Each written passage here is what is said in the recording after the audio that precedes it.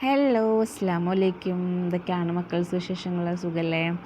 എല്ലാവർക്കും സുഖമാണെന്ന് വിശ്വസിക്കുന്നു. ഓക്കെ, എല്ലാവരും ഹാപ്പി ആയിട്ട് ഇരിക്കുക.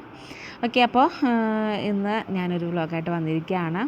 വേറെ ഒന്നല്ല, ഇന്ന് ഞങ്ങളുടെ ഒക്കെ മഴയായിരുന്നു കേട്ടോ. ഞങ്ങളുടെ മാത്രമല്ല, കേരളത്തിലൊട്ടുമിക്ക സ്ഥലത്തും നല്ല മഴയാണെന്നാണ് എൻ്റെ ഒരു അറിവ്. ഓക്കെ, അപ്പോൾ ഇന്ന് എന്താണ് സംഭവം എന്ന് വെച്ചിട്ടുണ്ടെങ്കിൽ, ഇന്ന് ഞങ്ങളുടെ മഴ പെയ്തപ്പോൾ കുട്ടിക്ക് മഴയത്ത് ഇറങ്ങണം. ഇന്നലെ നൈറ്റ് നന്നായിട്ട് മഴ പെയ്തായിരുന്നു. അപ്പോൾ എൻ്റെ അടുത്ത് ചോദിച്ചു, ഞാൻ മഴയത്ത് ഇറങ്ങട്ടെ എന്ന്. അപ്പോൾ ഞാൻ പറഞ്ഞു പോയി, നമുക്ക് നാളെ പകൽ മഴ പെയ്യണമെങ്കിൽ ഞാൻ ഇറക്കി തരാട്ടാന്ന്. ഓക്കെ, അപ്പോൾ അത് ഓർമ്മ വെച്ച് ഇന്നലെ പകൽ മഴ പെയ്തപ്പോൾ ഉമ്മച്ചി ഇന്നലെ പറഞ്ഞിരുന്നല്ലോ എൻ്റെ അടുത്ത് മഴ പെയ്തെങ്കിൽ എന്നെ ഇറക്കാമെന്ന് എന്നൊക്കെ പറഞ്ഞു വന്നു. ഓക്കെ, അപ്പോൾ ഞാൻ അല്ലെങ്കിൽ മഴയത്ത് ഇറക്കണമെന്ന് വിചാരിച്ചിരിക്കുക തന്നെയായിരുന്നു.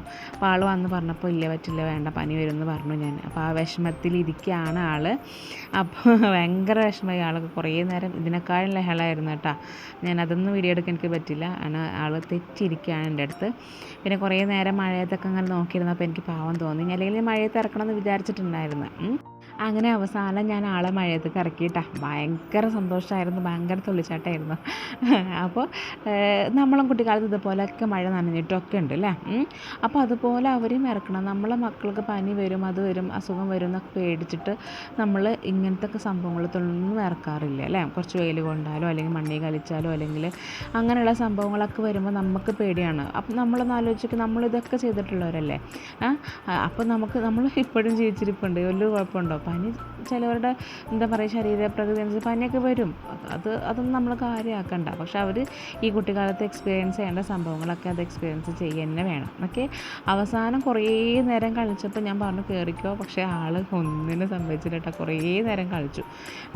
അവസാനം ഞാൻ എന്താ പറയുക, കുറേ നേരം തണുപ്പ് അടിച്ച് നിൽക്കണ്ടല്ലോ എന്ന് കരുതിയിട്ട് അത്യാവശ്യം കുറേ നേരമൊക്കെ ഞാൻ കളിപ്പിച്ചു.